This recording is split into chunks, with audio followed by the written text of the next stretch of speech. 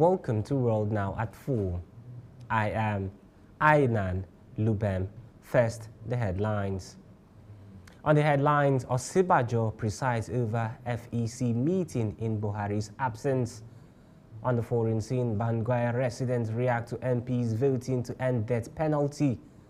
China Pacific Islands unable to reach consensus on regional pact. On sports, Pogba to leave Manchester United. And now the news in detail. Nigeria's Vice President Yemi Osinbajo has presided over the Federal Executive Council meeting at the council chambers of the State House in Abuja, Nigeria's capital. Osinbajo is presiding over the weekly meeting in the absence of President Muhammadu Buhari. The meeting reportedly commenced at 10 a.m. with the Secretary to the Government of the Federation, Boss Mustapha, the Chief of Staff to the President, Ibrahim Gambari, the Minister of Education, Adamu, Minister of Finance, Zainab Ahmed, and Minister of Health, Osage Ehanire. Others are the Minister of Labor, Chris Ngige, Minister of State for Labor, Festus Keyamo, Minister of State for Health, Olaorunimbe Mamura, Minister of Humanitarian Affairs, Sadia Farouk Umar, Minister of Police Affairs, Megari Dingyadi, and Minister of Water Resources, Suleiman Adamu. Also at the meeting include Minister of Women Affairs, Pauline Talen, Minister of Power, Abubakar Aliyu, Minister of State for Petroleum, Timipre Silva, Minister of State, Work and Housing, Muazu Sambu. Other ministers attended the meeting virtually.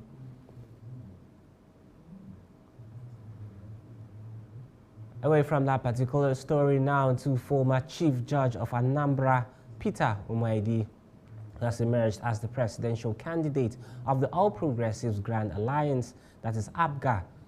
Justice Umaidi, who was unopposed, was declared the winner of the primary election of the party earlier today.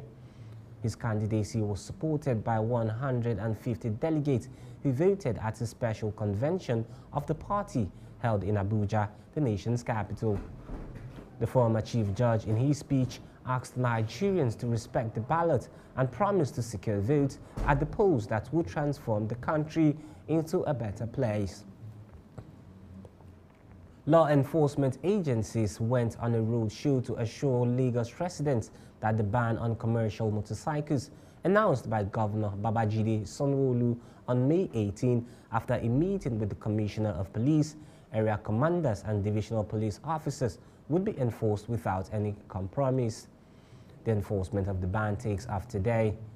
The government dismissed anxiety over the enforcement of the ban, as reports gathered say a new enforcement squad is being put together by the state to complement other security agencies in enforcing the ban. The 6 councils are Ikeja, Etiosa, Lagos Island, Surulere, Apapa, and Lagos Island local government areas, while the LCDAs are Onigbongbo, Ojodu, Ikoyi, Obalende, and Iru, Victoria Island. Others are Lagos Island East, Itire, Ikate, Koka, Aguda, Igonmu, and Yaba. Operators and their passengers caught in the prohibited areas will be prosecuted and vehicles impounded. Gunmen suspected to be members of the Ansaru and Boko Haram terror groups have reportedly kidnapped dozens of travelers in Kaduna. This was confirmed in a statement confirming Tuesday's attack. Chairman of a security outfit, Ibrahim Abubakar Nagwari, who said the incident happened between Kuriga and Manini near Udawa. They were said to have waylaid convoys of vehicles with security efforts along Birin-Gwari-Kaduna Road and raised 8 vehicles ablaze. An association of security men stated that Tuesday's morning attack was the 4th in series. They alleged the terrorists had in the last few days laid siege of the Birin-Gwari-Kaduna highway, killing and kidnapping travelers. Kaduna Police Command's Public Relations Officer, PPRO, Mohammed Jaluge, could not be immediately reached when contacted. When we return, news from other parts of Africa. Stay.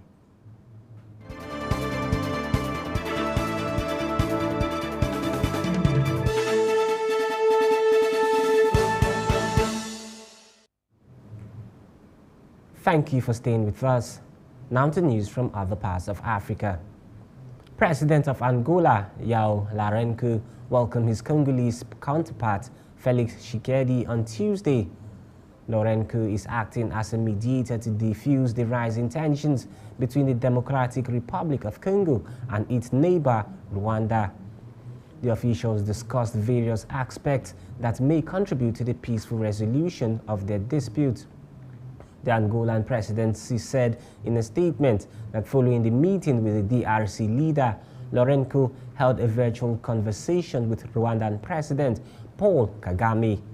The heads of state of the Democratic Republic of Congo and the Republic of Rwanda agreed to participate in a summit at the invitation of the Angolan leader.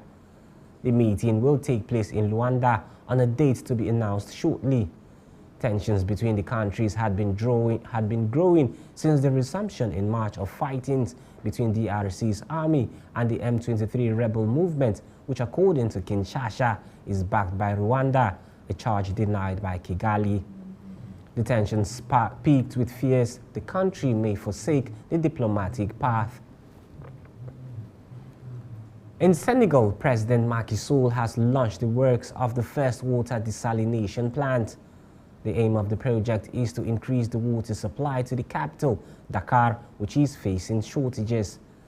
The president explained the reason behind the project. Despite opposition from local fishermen and environmentalists, the project is going ahead due to growing democratic pressures from the capital. The desalination plant is part of a vast plan of improvements aimed at making the country more competitive. We now move to other parts of Africa after this break.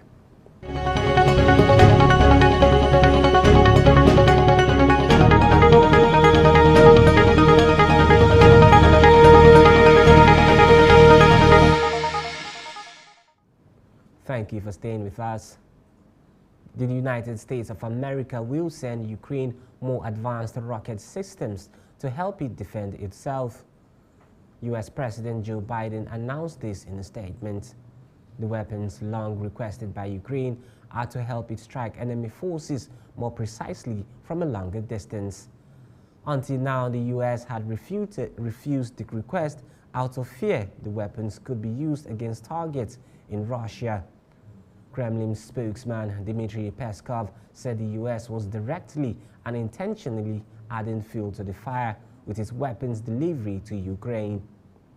Separately, the German government has promised to send an air defense system to Ukraine. Chancellor Olaf Scholz told members of parliament that the IRST system was the most modern German possessed and would enable Ukraine to defend an entire city against Russian air attacks. He added that he would provide tracking radar capable of detecting enemy artillery and multiple rocket launches. President Tayyip Erdogan has today said Turkey had not received any concrete proposals to address its concerns over Finland and Sweden's North Atlantic Treaty Organization, that is NATO membership bids. Speaking in Parliament, Erdogan said Turkey wanted to see a sincere approach from the two Nordic countries regarding its concerns.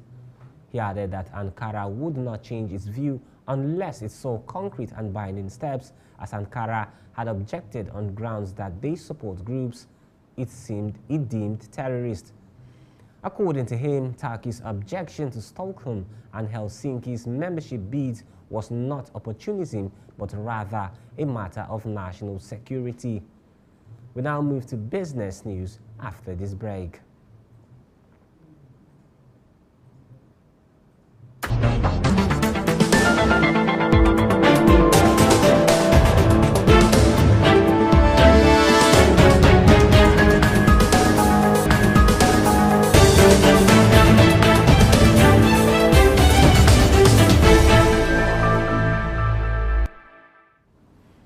Thank you for staying with us and welcome back. Now to business news. Minister for Communications and Digitalization, Ursula Owusu Ekwefi has hinted that plans are advanced for government to use ICT initiatives to transform the newly created regions to meet the development needs of the people. She told the packed gathering at the Akiresua Senior High School for the climax of the Ahafo Regional Girls in ICT initiative spearheaded by the ministry to ensure that the newly created regions become a priority. According to her, this explains why this year's Girls in ICT is being celebrated in 5 of the new regions created with the training of 5,000 basic school girls. Under the theme, Access and Safety, this year's in ICT is looking at access for internet for girls and the issues of safety associated with it. All top 100 girls were presented with laptops and certificates. Top 20 girls will have fully furnished ICT laboratories established in their schools. She warned that any SIM card that is not registered after July will be blocked. The first batch of UK migrants who crossed the English Channel will be transported to Rwanda on June 14. This is as the Home Office made this known in a statement. Officials have begun issuing formal directions to the first people set to be flown to the African country. The controversial deal has faced many criticism from all angles, mainly from the UK opposition. Under the scheme, some asylum seekers who have arrived in the UK are being sent to Rwanda, where their applications will be processed. While their application is considered, they will be given accommodation and support, and if successful, they will be able to remain in Rwanda with up to 5 years access to education and support. Home Secretary Priti Patel said the partnership with Rwanda was a key part of the strategy to overhaul the broken asylum system and break the evil people smugglers' business model. More than 4,850 people have crossed the channel in small boats this year, with more than 3,000 making the dangerous journey in March compared to 831 in the same month last year. The Home Office has not confirmed how many people will be issued with the removal notices at first, but one official told newsmen that all those who will be issued with the directions are currently in asylum detention. A month ago, there were reports that some of the asylum seekers had gone into hiding for fear of being sent to Rwanda. Away from Rwanda now to the Chinese capital of Shanghai, the country's economic center and a global trade hub has eased COVID curbs after a 2-month lockdown.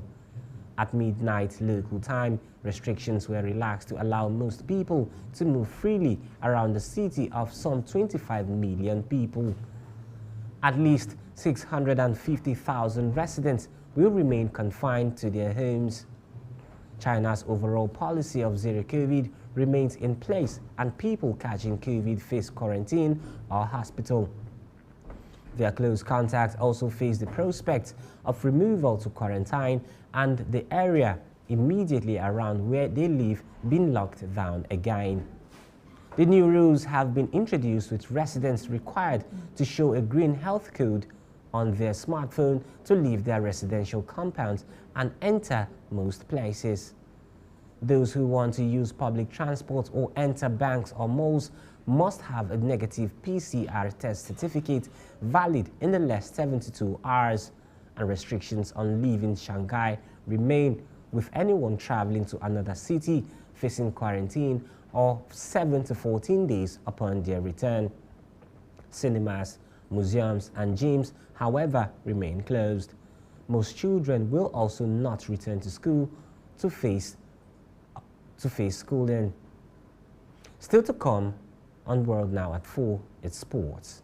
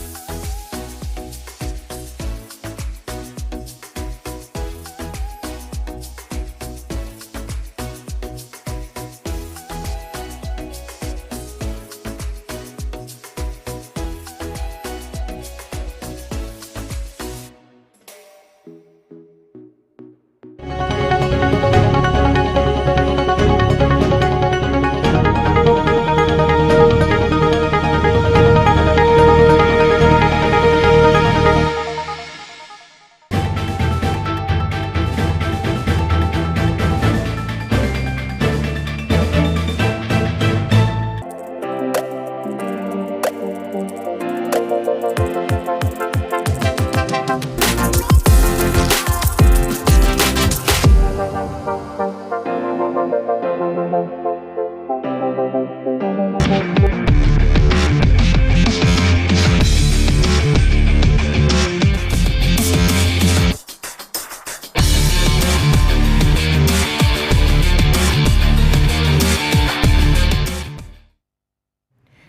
evening and welcome to Sport News on World Now at 4. I am Memo Cynthia Asoya. Prudent Energy Handball Premier League continued at the Moshood Abiola Stadium in Abuja yesterday as Rima Queens, Defenders Babes and Benue Queens recorded victories. Rima Queens, who are currently second on the log in the female category, had to dig deep to beat former champions Adorable Angels 24-23 in a match that could have gone either way. The defeat is the fifth for the Angels, who seem to be in disarray in the first phase of the year's league. In another game, Benue Queens defeated Plateau Peacocks 23-21 in a keenly contested affair. The game brought out the best in both teams as they battled hard for a win to better their standing on the log. It was the Queens who did enough to win the game. Seasider Babes of Lagos are finding the going tough in the league as they lost to Defender Babes 27-36. The Lagos team are also struggling in this competition and will be hoping to do enough and better their standing before the second phase of the league, which comes up later this year. It was a day off for the Bendel Dynamos as they walk ahead of Kada Queens to get the maximum 2 points and 10 goals. In the male category, Rima Strikers lost to Safety Shooters 20-35. Police Machine narrowly defeated Benue Buffaloes 17-16, while D Defenders beat Owena Kings 35-27 as Niger United defeated Toje Marine by 29-23. Kano Pillars coach Solomon Yola said that the aim is for his team to retain the league title, noting that all matches will be taken seriously. Sao Tome and Principe have been reinstated to the 2023 AFCON Cup of Nations AFCON qualifiers to replace Mauritius a day before the group phase of the campaign begins. The Confederation of African Football (CAF) Appeals Board have overturned the ruling by its own disciplinary board that Sao Tome had fielded an ineligible player during their preliminary round tie. With the group stage of the qualifiers due to begin on Wednesday, CAF had announced Sao Tome's appeal had been upheld and the decision of the CAF disciplinary board is set aside in its entirety. It means Sao Tome will join Group A of the 2023 Nations Cup qualifiers alongside Nigeria, Guinea-Bissau and Sierra Leone. Mauritius had been done to face Guinea-Bissau on 9th June. Instead, arrangements will now have to be made for Sao Tomes to play instead. The game is set to take place in the Moroccan city of Agadir at Guinea-Bissau and is one of the several African nations that does not have a stadium approved by CAF to host international matches. Sao Tome are due to host the next qualifier against Nigeria on the 13th June with a venue yet to be confirmed. World number one Iga Swiatek further cleared her path towards the French Open title by knocking out 11th seed Jessica Pegula in the quarterfinals. Swiatek, 21, is the hot favorite for the clay court Grand Slam event and won 6-3, 6-2 for a 33rd straight victories. Behind the Polish top seed, 28-year-old Pegula was the highest-ranked player left in the world singles. Daria Kasatkina, seeded 20th, meets Swiatek after a 6-4, 7-6 win over Veronika Kudermetova. It will be the 2014 Junior Champions' first senior Grand Slam semi-final. A stunning start to 2022 has seen the Polish player win 5 consecutive tournaments in Doha, Indian Wells, Miami, Stuttgart, and Rome, and take over at the WTA World #1 following Ashley Barty's surprise retirement. Swiatek will equal Venus Williams' 35-match streak as the longest by a WTA player this century if this wins the Roland Garros title on Saturday. The American, who is more adept on hard courts but reached the Madrid Open final on the clay, recently began to look increasingly exasperated as momentum turned away from her. Swiatek broke serve again to seal the opener with her second set point and took Pegula's serve twice more in the next set, winning 5 of the final 6 games.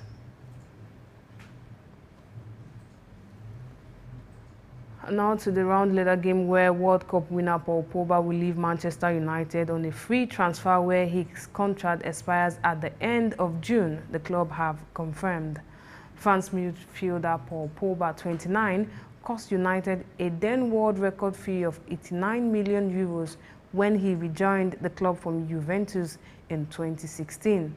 He made 27 appearances in an injury-hit final season in his second spell. Paul Pogba first joined United from French club Le Havre in 2009 as a 16-year-old lad and was part of the academy side that won the Youth Cup in 2011. He made just 7 senior appearances before his contract expired in July 2012 and he left to join Juventus. Paul Pogba's final goal for Manchester United was in a 1-1 draw at Burnley in February. Pogba won 8 major honours in Turin, including 4 successive Serie A titles before making a record-breaking return to Old Trafford.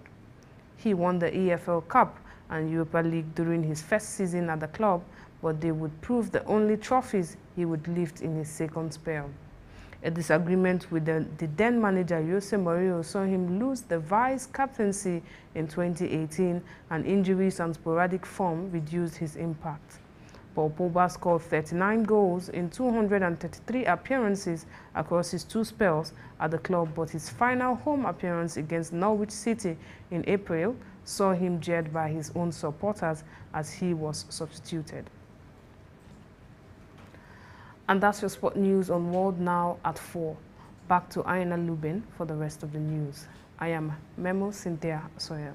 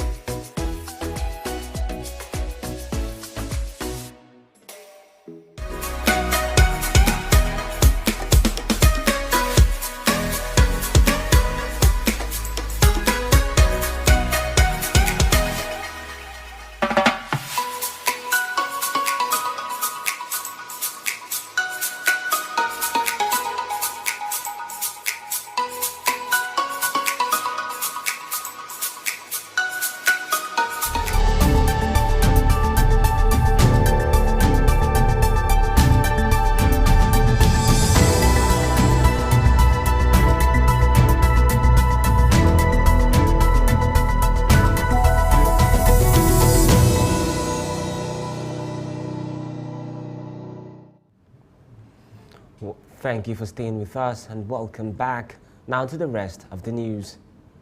Russian Foreign Minister Sergei Lavrov has denied speculation that President Vladimir Putin is ill.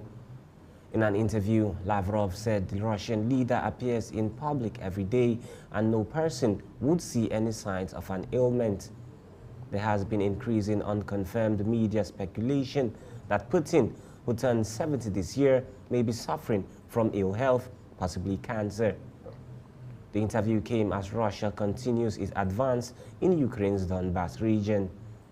Lavrov also said the liberation of the eastern region was an unconditional priority for Russia. He repeated the Kremlin's wildly discredited line that Russia is fighting a new Nazi regime. British intelligence sources were quoted telling media outlets that Putin was seriously ill in the last week. However, rumors about the condition of the Russian leader, long known for his health, lifestyle, and love of sport, have surfaced periodically for years. Western intelligence agencies have been taking a close interest in President Putin's health, both mental and physical. And that's World Now at 4. But before we go, here are the headlines. On the headlines, we told you that Vice President Yemi Osinbajo presides over FEC meeting. Also, Bangui residents react to MPs voting to end death penalty. And on sport, we told you Paul Pogba set to leave Manchester United. Remember to visit us on Facebook at Hughes TV, Instagram at Hughes TV, YouTube channel at Hughes TV. I am Ainan Lubem. Thank you for watching.